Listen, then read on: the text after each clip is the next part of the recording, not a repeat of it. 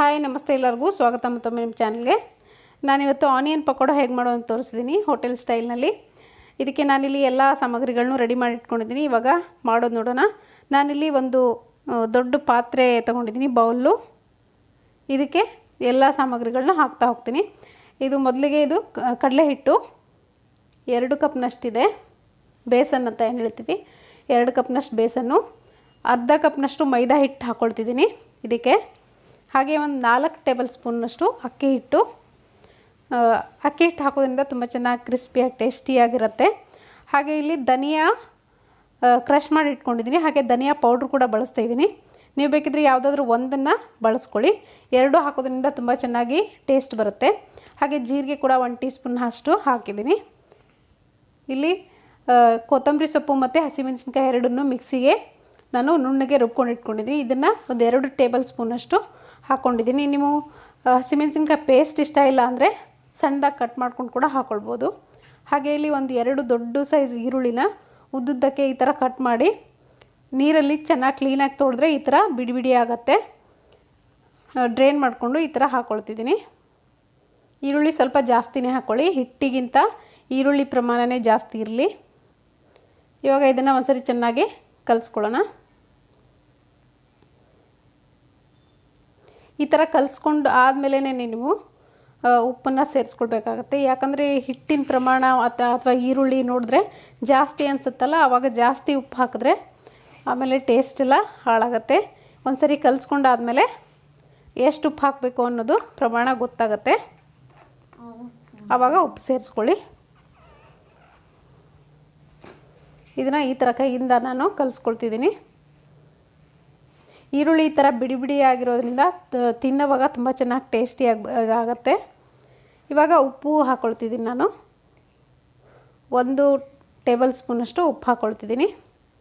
ಉಪ್ಪು ಹಾಕ್ಕೊಂಡು ಕೂಡ ಒಂದ್ಸರಿ ಮಿಕ್ಸ್ ಮಾಡಿಕೊಂಡು ಸ್ವಲ್ಪ ಸ್ವಲ್ಪನೇ ನೀರು ಹಾಕ್ಕೊಂಡು ಇದನ್ನು ಕಲಿಸ್ಕೊಳ್ಳಿ. ಅವಾಗಿಂದವಾಗೇ ಮಾಡ್ಕೊಳ್ತೀನಿ ಅನ್ನೋದಾದರೆ ಈ ಥರ ನೀರು ಹಾಕ್ಕೊಂಡು ಕಲಿಸ್ಕೊಳ್ಳಿ. ಇಲ್ಲಾಂದರೆ ಆ ಥರ ಒಂದ್ಸರಿ ಮಿಕ್ಸ್ ಮಾಡಿ ಮುಚ್ಚಳ ಮುಚ್ಚಿ ಹಾಗೆ ಇಡಿ. ಈರುಳ್ಳಿ ಸ್ವಲ್ಪ ನೀರು ಬಿಟ್ಕೊಳ್ಳುತ್ತೆ.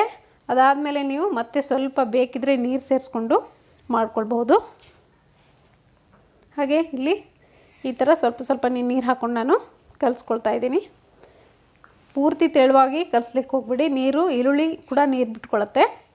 ಇವಾಗ ಸೋಡಾ ಹಾಕ್ಕೊಳ್ತಿದ್ದೀನಿ, ಒಂದು ಅರ್ಧ ಟೀ ಸ್ಪೂನಷ್ಟು ಸೋಡಾ, ಅಡುಗೆ ಸೋಡಾ ಅಂತೇನು ಹೇಳ್ತೀವಿ, ಅದನ್ನು ಹಾಕ್ಕೊಳ್ತಿದ್ದೀನಿ. ಅದನ್ನ ಹಾಕ್ಕೊಂಡು ಇನ್ನೊಂದು ಸರಿ ಚೆನ್ನಾಗಿ ಈ ಥರ ಕೈಯಿಂದ ಕಲಿಸ್ಕೊಳ್ಳಿ. ಇಷ್ಟು ಗಟ್ಟಿಯಾಗಿ ಕಲಿಸ್ಕೊಂಡಿದ್ದೀನಿ. ಇದನ್ನು ಇವಾಗ ನಾನು ಮುಚ್ಚಳ ಮುಚ್ಚಿ ಒಂದು 2 ನಿಮಿಷ ನೆನೆಯಕ್ಕೆ ಬಿಡ್ತೀನಿ. ನೋಡ್ತಿರ್ಬೋದು, ಒಂದು 2 ನಿಮಿಷ ನಾನು ಬಿಟ್ಟಿದ್ದೆ.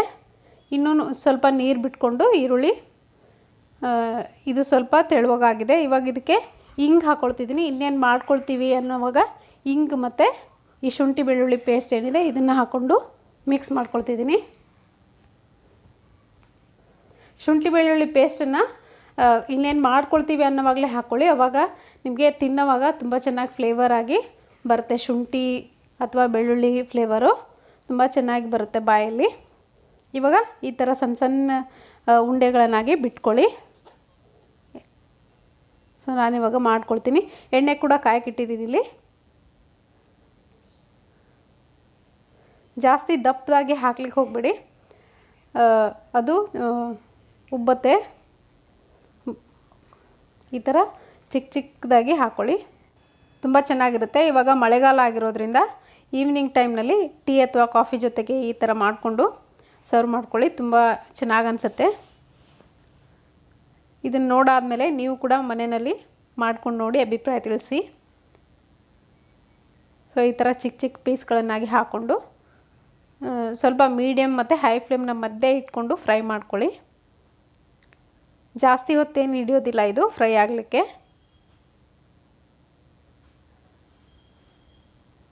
ನೋಡ್ತಿರ್ಬೋದು, ಆಲ್ರೆಡಿ ಗೋಲ್ಡನ್ ಬ್ರೌನ್ ಆಗಿದೆ. ಇವಾಗ ಮತ್ತೆ ಈ ಕಡೆ 2 ಬದಿನೂ ಚೆನ್ನಾಗಿ ಅದೇ ಥರ ಬೇಯಿಸ್ಕೊಳ್ಳಿ, ಫ್ರೈ ಮಾಡ್ಕೊಳ್ಳಿ. ನೋಡಿ ಇವಾಗ ಇದು ರೆಡಿಯಾಗಿದೆ, ತೆಗಿತಾ ಇದ್ದೀನಿ ನಾನು.